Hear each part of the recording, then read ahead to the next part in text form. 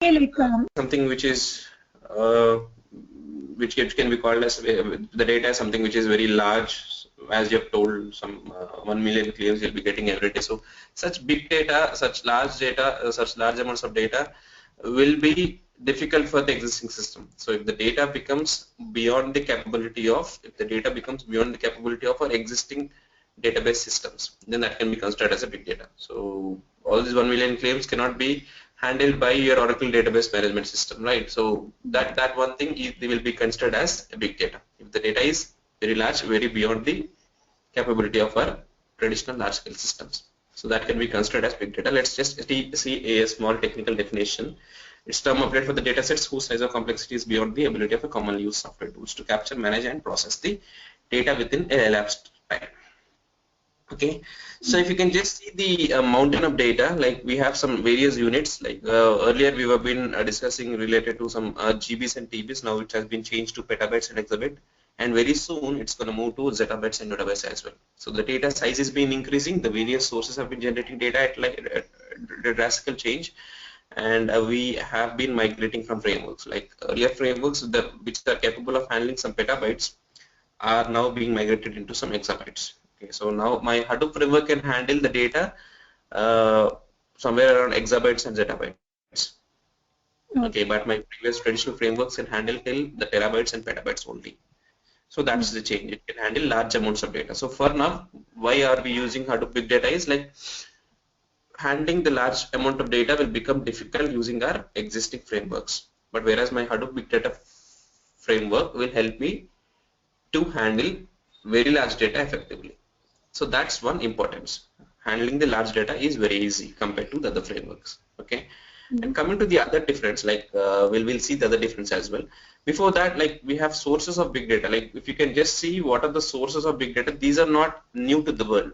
Like if you can just take the video, audio recordings, and social media and emails and weblogs. So all these are there for quite some time, right? It's not that the social media has been come into existence yesterday and that there has been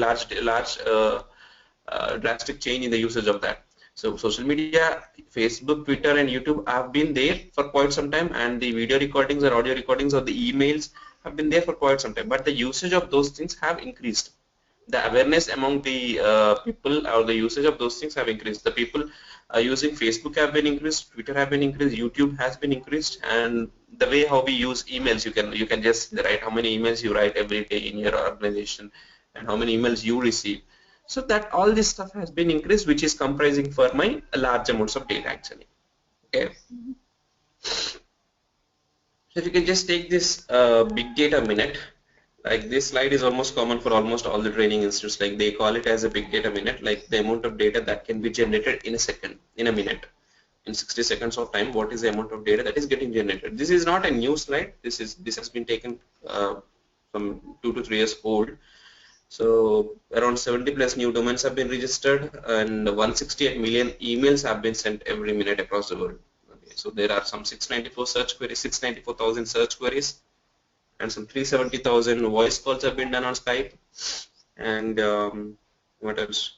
Some 1,700 plus Firefox downloads have been done. So all these activities are being done in a single minute. So you can just imagine how much amount of data are they getting generated. They are getting generated. Like 600 plus new videos have been uploaded to YouTube is not a small thing. Like 600 plus new videos, like you know how much size each and every video can be. So 370,000 voice calls have been done on Skype. So there is some transactions doing every minute, and that's actually comprising for my large amounts of data. Okay. So coming to the types of data, the second part, like all this while we have been seeing about one importance, like handling large amounts of data is what my main what do you call challenge. Okay.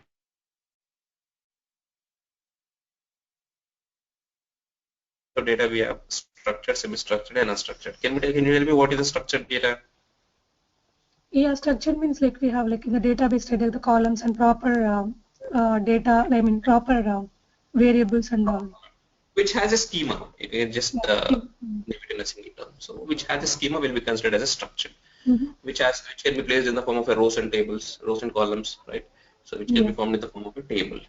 That can be considered as structured. And coming to the semi-structured, all the log information, all the XML data will be considered coming under my semi-structured. And on the unstructured data, all the social media data will be part of my unstructured data. Okay. Right? Like videos and all. Oracle. Sorry? Even videos and all that comes under unstructured. Everything a part of the social media thing like YouTube, Twitter, Facebook, all this come under the unstructured data. Okay. So you have been using Oracle tool, right? So what is the kind of data which you process in Oracle using your existing framework, existing DBMS? What is it? No, you just only process structured data. Yeah, we only process structured data. We use MySQL, we use SQL, PLSQL and Oracle. All this stuff we use only for structuring data, only for processing the structured data. But whereas coming to my unstructured data, we are not able to process them. We will not be able to process them using our existing frameworks, right? So that has been a challenge. Processing of unstructured data has been not to the mark. I mean, we have some other frameworks, some MongoDB and all this stuff which can process, but they are not of that use. They are not of that use. So if you can just consider the size, unstructured data is comprising of around 80% of the world's data now. Okay. Unstructured data is the social media data. So the usage of those things have been increased drastically, and they have been comprising for almost 80% of the whole world. Whole world's data. 80% of the whole data is of unstructured part, and that is being remained unprocessed. Yes or no? That's the exact challenge, you can say. Handling the large data, okay, but 80% of the data is being the unstructured data and it's being unprocessed. I mean, it's in the way unprocessed. We are not able to process that. So that's one challenge which has been accepted, and Big Data Hadoop technology will help you process unstructured data effectively. So it was actually designed for processing only unstructured data, but later on, using some ecosystem, using some enhancements which have been made using the ecosystems, they are able to process structured data also. But initially, my aim was to process unstructured data and large amounts of data effectively. This is what my Hadoop has been designed for. Okay. Clear with this? Yeah. Yes. So two requirements we have got. Let's come on to the characteristics. I can call them as characteristics. So some of them call VVs, 4 Vs, and let's take it on the higher side, like 5 Vs. We have volume, velocity, variety, veracity, and value. So let's see what are these. So coming to the volume, you know what is volume? What can be termed as a volume? The amount of data. The amount of data that is getting generated every second is the volume. Yeah. So if you can take, if we take all the data generated in the world between beginning of time and 2008, the same amount of data will soon be generated every minute from there on. So it's not that 2008, I mean 2007 December 31st and 2008 Jan 1st. That's not the way, but it's like excuse me. So that's the time where the 2008, 2010, that's the time where the social media has come into existence, and social media have got some importance in the world. See, they have been, I mean, people have started using them. Okay, so people slowly have migrated into social media, and they have started using all this stuff.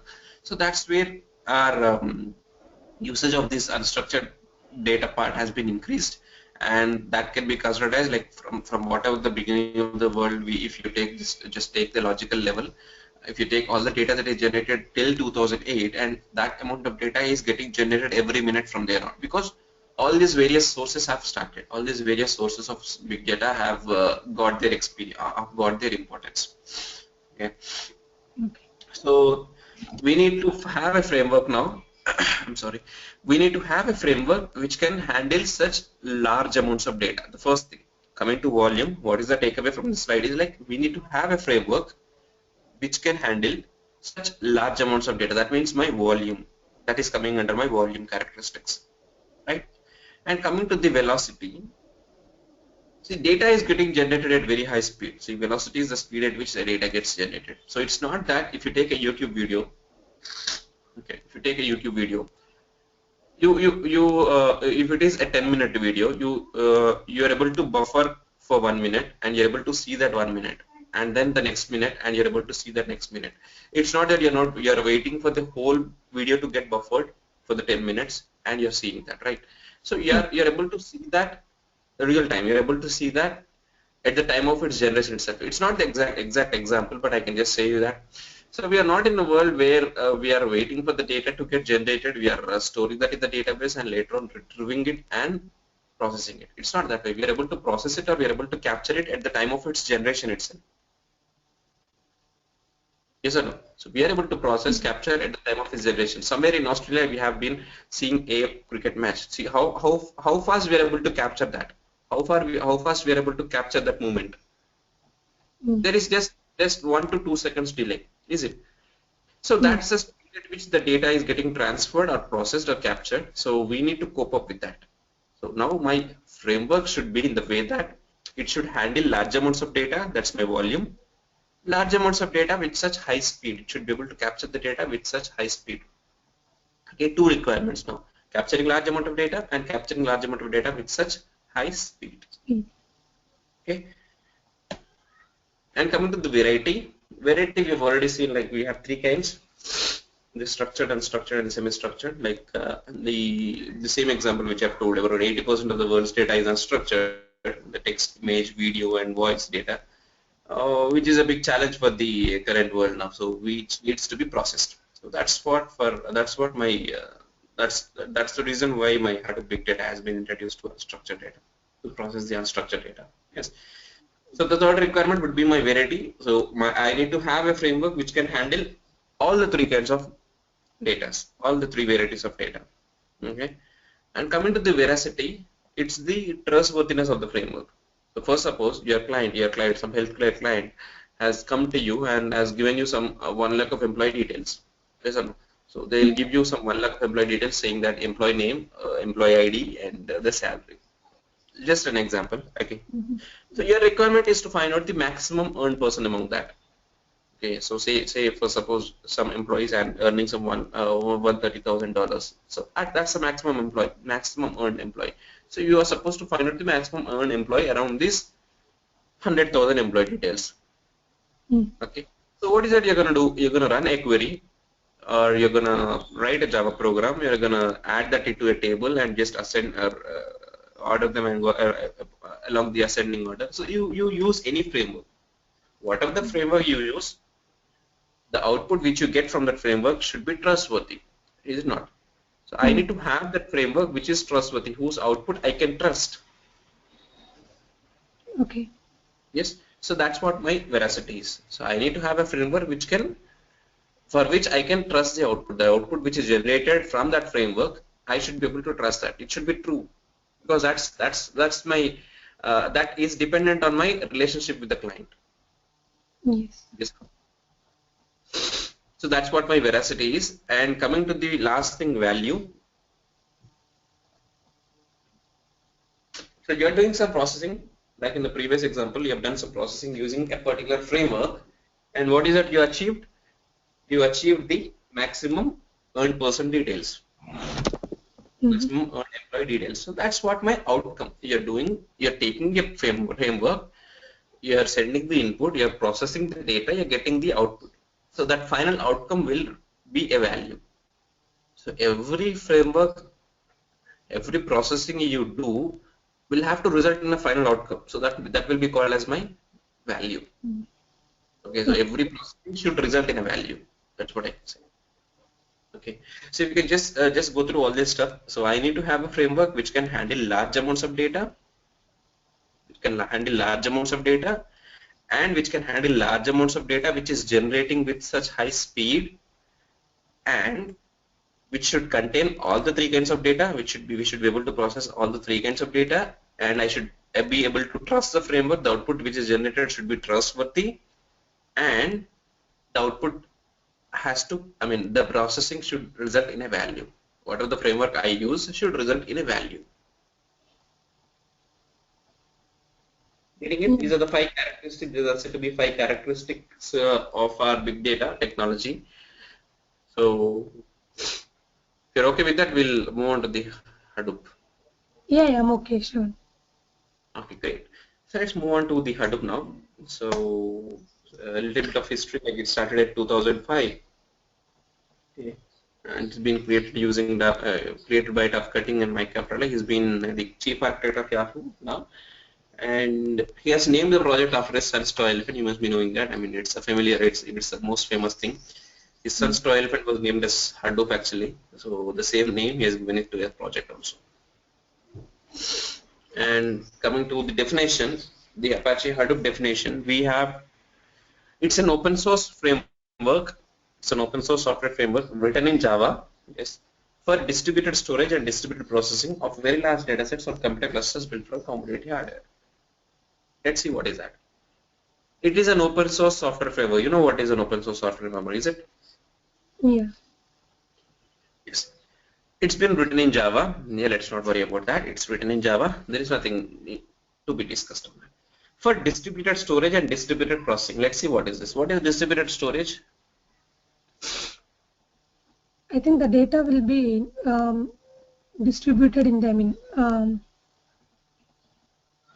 Yes, it will be distributed among the machines. First, suppose if I have some 100 GB of data to be stored, and if my machine capacity, if my single machine capacity is around 10 GB, so what I'll be doing, I'll be taking 10 machines, I'll be distributing the data across all those 10 machines. That's what I can do. That's my distributed storage. So it's not new to the world. It has been into existence. I mean, this has been used. The same technique we have been using for our earlier frameworks as well. How we distribute the data. You must be knowing this cluster architecture. Like some of the machines will be stored in some locations, and some of the machines will be stored in different locations. You should be able to access the data across all the machines sitting from a single machine, managing from a single machine. On a logical level, they seem to be on the single machine itself. So that's the cluster architecture, like multiple machines connected to each other can be formed as a cluster. Okay, so that's the distributed storage. And coming to the distributed processing, what can be done? Okay, so let me just draw a small example. Okay, so this is my machine 1.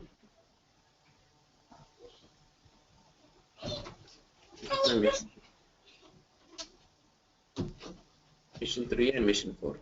Clear? So the same example, see 100,000 employee details, okay, are to be stored in the cluster. These entire things have to be my framework, okay. So are to be stored in a cluster. So what I'll do using my earlier technology, I'll distribute them. So I have 25 here, 25 in each machine. Okay. So now, if I want to find out the maximum earned person across this 100,000 employee details, so if this is TCS employee details, so TCS has given us so these 1 lakh employee details. So you wanted to find us the maximum earned person among this. So what is that you do in Oracle? Like you just get all the details. You just take all these details into your Oracle database. Somewhere here in Oracle database, you have everything here. You write a query, right? Yeah. You generate the output, and this query is being applied on 100,000 employee details, all the employees in a single location. Right, you'll be moving the data from our local system to our Oracle database and just run the query here and just take the output. First, suppose it's taking 10 minutes. Okay, it's taking 10 minutes to process. Whereas here, what I'll do, because we are dealing with large amounts of data, it's not that using our earlier framework we are able to process. I mean, it's small data, we are able to move it freely. It's okay. But as we are dealing with large amounts of data, moving the data from one location to other location itself is a very difficult task. Yes or no? So small amounts of data, if you are moving, it's okay. But why are we coming to Hadoop? Because we are now not able to store such large data. It's large. It's very large. So moving that large amount of data is difficult task. Is a very difficult task. So what you'll do, you'll not move the data, but you'll move the code. What is the code? I mean, the query which you write will be the code. If you use Java, you'll be writing a code. If you use a pig or a hive, I mean, you'll be writing some scripts. So that code, I'm sorry.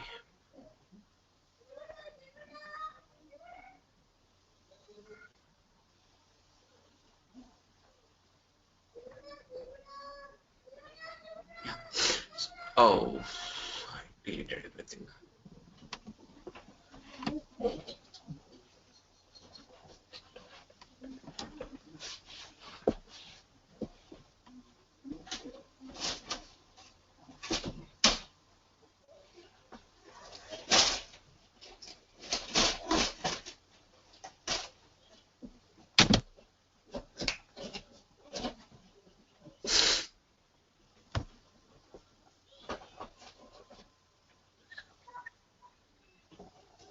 Yeah.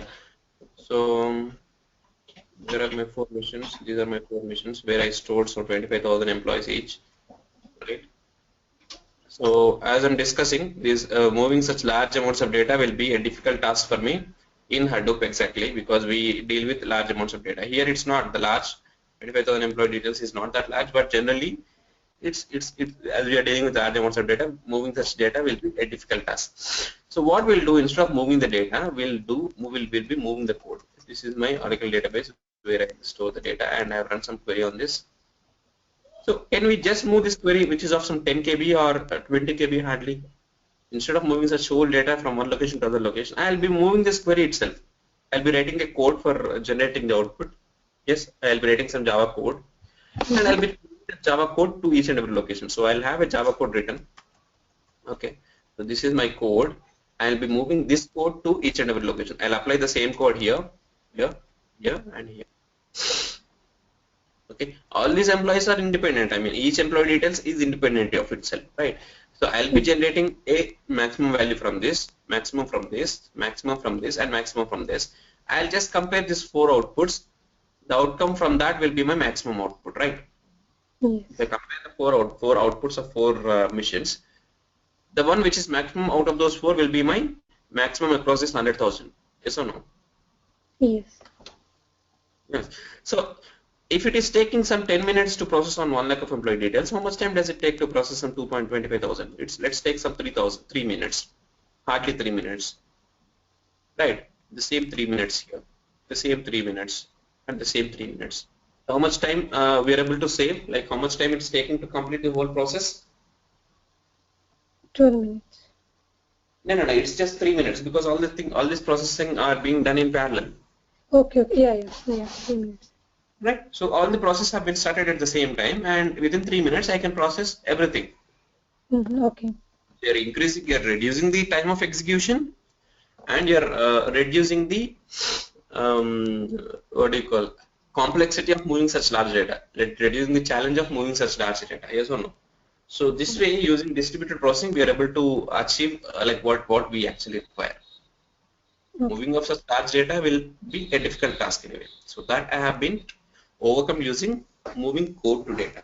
So this is what my main principle of Hadoop, moving code to data is what my main principle, because Hadoop itself will deal with large amounts of data. So moving such a large amount of data will become a very difficult task for the framework. Okay. This is called my distributed processing. Okay, clear? Yeah, I'm okay. Okay. So distributed processing of very large data sets, yes, on computer clusters built from commodity hardware. So what is a computer cluster? It's a group of machines, group of computers connected to each other will form a cluster. So I can call this as a cluster now. Yes or no? This entire thing will be a cluster.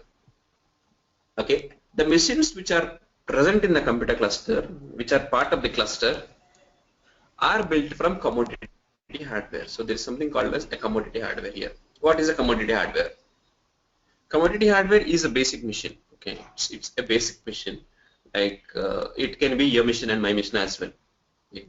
As we are dealing with large amounts of data, okay, as we are dealing with large amounts of data, and these large amounts of data are to be stored in large number of machines. Yes or no? If the data size is increasing, my machines number should be increased. Right. If I have to store some 1 petabyte of data, let me use some 100 machines. Some 10 petabytes of metadata. I have to store it in some 10 different machines, some 1,000 machines. Yes. Yes or no?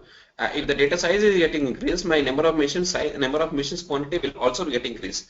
So we should be flexible to add or keep on adding the number of machines. We should be flexible in the sense we should be able to add the machines easily when my data size is increasing. To do that, my machine should be of very less cost. The cost of the machine should be more. So what I'll do, I'll use a commodity hardware, which means it's a basic machine which doesn't have any high-end software. Okay, they are just used for storage. Just need to have some storage, hard disk, and a RAM. RAM because we need to process something. We are moving to the code. We are moving the code to the data location. Like we are moving the code to the machine itself, and we are processing something there. So for that purpose, we need RAM, and we need to have storage to store the data. So these are called the commodity hardware, the basic machines which doesn't have any high-end software, which are of low cost, I can say. Okay. So that's it. That's the thing. If you can just come back, is a open source framework, software framework, written in Java for distributed storage and distributed processing of very large datasets on computer clusters built from commodity hardware. Got it? Yes, sir. Great. So let's come to the next point. What is that? It is designed to scale up from a single server to thousands of machines with very high degree of fault tolerance. So it is designed to scale up from single server to thousands of machines. See, I should be able to do this. I mean, if my data size is increasing, I should be able to keep on adding my machines. So you can just keep on adding the machines if the data size is increasing. It can scale up from a single machine to to some thousands of machines. Okay, getting my point. So my cluster size can increase to some thousands of machines also, but we have some limitation. We'll discuss that limitation in further sessions. Okay, so my cluster size should not be more than that. So should not be more than some 6,000. Okay, but till there we can just keep on increasing our cluster size. We'll see the limitation and we'll see the alternative for that as well. With very high degree of fault tolerance. So this is something important. I'm talking about basic machines, yes or no? I'm talking about commodity hardware. So commodity hardware, as I've told, they are the cheaper machines. Cheaper machines in the sense like you just have the storage and the RAM. So when you're talking about the commodity hardware, they are more prone to damages as you are using a very low cost machines or very low, I can say, like, I mean, we cannot use that word, low cost machines. That machines are more prone to damages. Like if the cost is less, if the framework doesn't have any high-end software, then the machines are more prone to damages, right? They are very cheap machines, you can just say, right? So if the cost is less, they are more prone to damages. So if some machine gets damaged, so generally the data in the machines will be stored in the form of blocks. Okay. Okay, there are something called as blocks. Getting it? So each and every block will have some amount of data in this machine. Okay. So first, suppose if this machine gets lost, if this machine is damaged, what happens? All the data which is stored within that machine will be lost. Yes or no? So to avoid that, there is something called as a replication factor.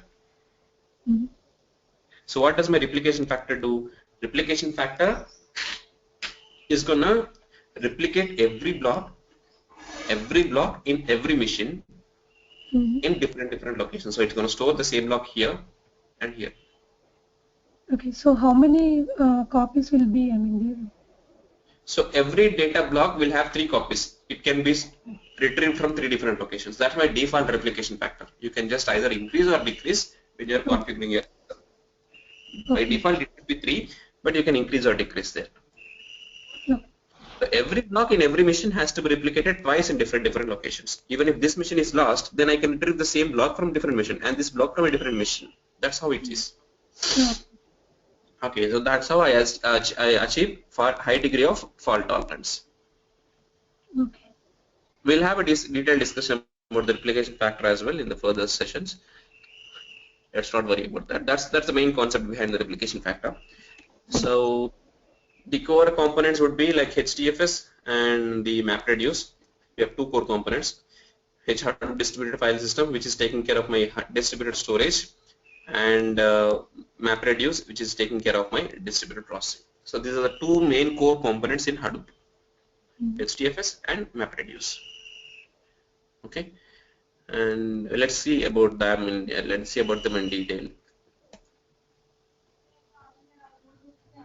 And coming to the framework, we have Hadoop Common, Hadoop Distributed File System, Hadoop Yarn, and Hadoop MapReduce. So Hadoop Distributed File System is for Hadoop Distributed Storage, and Hadoop MapReduce is for processing. Let's keep it aside. And Hadoop Common will have all the configuration files. So as we have designed this project on Java, as this is written in Java, all the configurations files will be set up from Hadoop Common. Okay, that's the place where all the configurations files will be stored. And Hadoop Yarn is something which is advanced. We have some limitations in HDFS and we have some limitations in MapReduce as well. So that limitations have been overcome and have been overcome in Hadoop Yarn. Okay, so that's just like generation 2. If Hadoop Distributed File System and Hadoop MapReduce are generation 1 Hadoop, so Hadoop Yarn will be my generation 2. It's an advanced version. Yarn will be like for processing or like it's storage and all? It's like for both. See, we have some limitations in HDFS and MapReduce. So Hadoop Yarn will also have HDFS and MapReduce with advanced technique. I can say like overcoming the limitations of our existing version. Okay, yeah. So Yarn will have both HDFS and MapReduce again, but MapReduce entirely is a different thing, and Yarn we have some additional technique for that, additional mechanism we have added to that. Okay. To make it more higher reliable machine. We'll discuss that. That's a small subject. And moving forward, we have this ecosystem. Like as we are talking about this ecosystem, HDFS and MapReduce will remain on the base system. Like will remain the base. I mean, whatever the ecosystem you use, these two will be safe, and these two will be common for everything. On top of it, we have designed so many ecosystems. Like we have designed Hive, we have designed Pig, HBase, and Scoop. So these are all the advanced enhancements which have been made. So initially, what we discussed, it was only designed for my unstructured data. I was telling you something related to this. My Hadoop framework can access only unstructured kind of data. Yes. So using Hive, what they've done is they have made an enhancement such that it will be a system. I mean, it can process structured data also. So that has been an enhancement. Using Hive, now we are able to process structured data also. So that has been an enhancement. So what does my Pig do? So Pig, instead of writing some 100 lines of Java code, I can just execute the same query using Pig query. Okay. Within 5 to 6. Also, one question, like there also will be having MapReduce and all, like. See, so when we use Pig, MapReduce will anyway be, but the way you access that will be different. See, if you are really writing a Java program in Eclipse and executing that, then that will be a MapReduce code. Okay. If you are writing some query and which is in turn getting converted into a MapReduce code and getting executed and generating a result, then that will be an enhancement. Yes or no? I'm not writing a code, but I'm just writing a query, which is in turn creating a MapReduce code by itself. Okay. Instead of Java code, like we use some, query language. Use some of the framework because we all will not be familiar with Java. So I'll be just reading Pig. So instead of writing 200 lines of Java code, the same requirement I can achieve it using some 10 lines of Pig query. Okay, got it. Yeah. So this query will in turn trigger the Java code. Will in turn create its own Java code and run. The ultimate thing would be running a Java code in MapReduce. Running a MapReduce code in MapReduce. Okay, and then the HDFS storage. The ultimate thing will be that, but the way you access that will be different. Okay. Even in Hive, you have same SQL kind of queries, almost similar SQL kind of queries, which will again in turn convert it into a MapReduce code. Okay. So that's the difference. So it will all the enhancements that have been made for the requirements and. Sorry. No, it will be based on the company's requirement. They will choose like whatever like framework they need. Like yeah, it depends on the company's requirement. Some of them use directly Java, but some of them use Pig, and some of them use Hive to process structure. So it depends. It actually depends. Some of them use Scoop as well. So Scoop is a different thing again. Okay. So if you are using your current, in your current organization, you have been using something, right? Using some Oracle technique, which you said it's very difficult because we get some 1 million clients or something. I didn't get the word. So every day. So that has been difficult for you. So what you will do, someday your client has come to you and asked you to migrate everything into Hadoop because you're not able to process that. Okay. You're not able to process such large amounts of data. So they have asked us to migrate it into Hadoop. So what you'll do, how to migrate the existing data? You already have some data available in your databases. So how to migrate that existing data into a Scoop, into your HDFS? Okay. You'll be using Scoop there. So Scoop will establish a connection with your existing relational database to my HDFS. Okay. Okay. Okay. So you'll use Scoop commands to establish a connection with your relational, that is relational, okay, that is relational database to my HDFS, which is not relational. Okay. So that is one enhancement. That is one use of Scoop. So like in the same way, we have all these blocks have been designed for some enhancements, have been designed for some purpose. Okay, we'll discuss some of this in the further sessions once we are done with HDFS. Okay. Yes. And this is just a small example which you how much time we can reduce it using 10 missions. The same example, the TCS example we have seen, right? Processing 1 lakh of employee details. The same way, we have something called as Hadoop Big Data Global Market. These numbers are very old, like these are not new. So this is a percentage of companies which are currently using big data technology, and these are the percentage which is yet to migrate. They are yet to migrate. They have no other choice, but they have yet to migrate. Each and every industry will have to migrate. There is nothing like data is limited. In each and every industry, the data size has been increased, and they'll have to migrate it to Hadoop. So these are the top technology companies of Hadoop. And this is the salary comparison.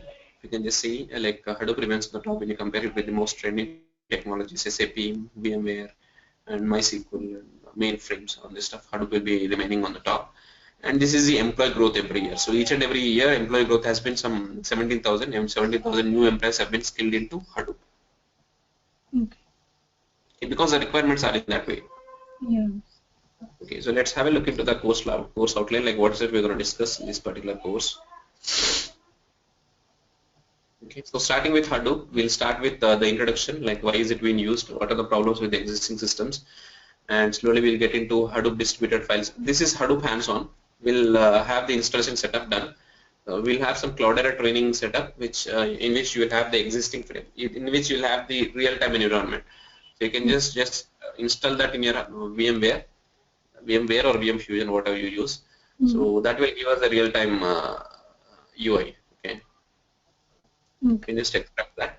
We'll use that, and starting with HDFS, we'll see the architecture, and we'll see different kinds of nodes, and we'll do some hands-on, and then we'll start MapReduce. We'll see the architecture, and we'll see some programs, some sample programs, Java programs, and then we'll start with the ecosystem. Before that, we have something called as Hadoop Yarn also, right? So we'll be discussing Hadoop Yarn here after we finish MapReduce, because that's an advanced version of HDFS and MapReduce. So once we are done with HDFS and MapReduce, we'll see the limitations in that, and we'll discuss Hadoop Yarn.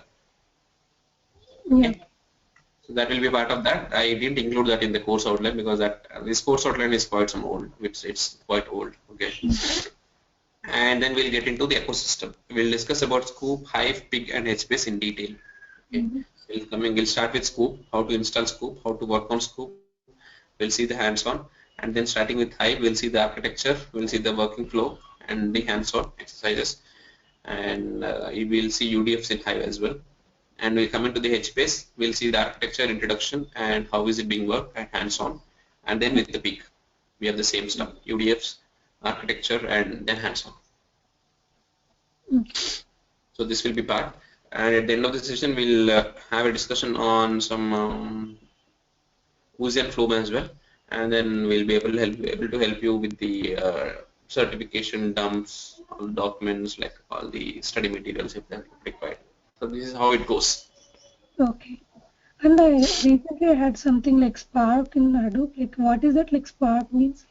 Spark is an advanced version. It's like it has been introduced around 6 to 8 months old in the market, which is not part of it. It's a different course actually, because this has been new. So Okay.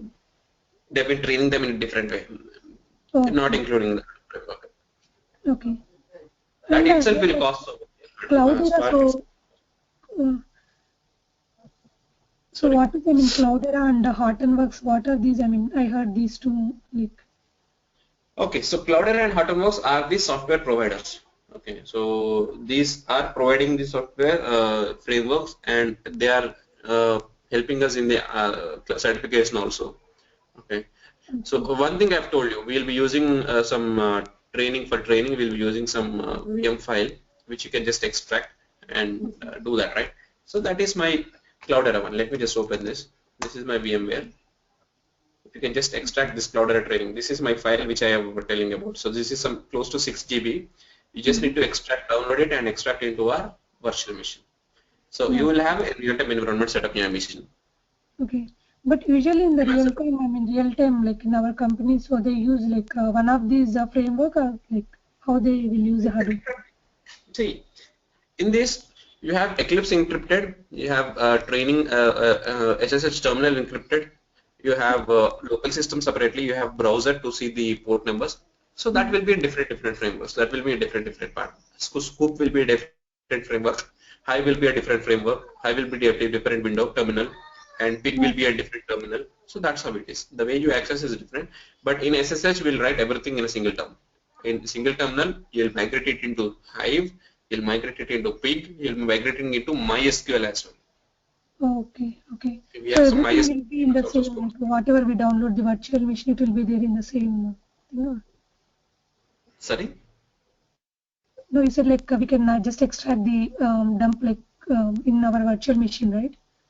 Yeah, I can share you the file. Okay. Once we are done with the HDFS or MapReduce, I'll share you the file. We'll be able to extract that. Okay. Yeah. Thanks. This is my Eclipse. This is my browser. This is my local system. So all Okay. this stuff is encrypted in the same thing. In the terminal, you can just get it to migrate into Hive, HDFS, Pig, Scoop, and HBase. Everything.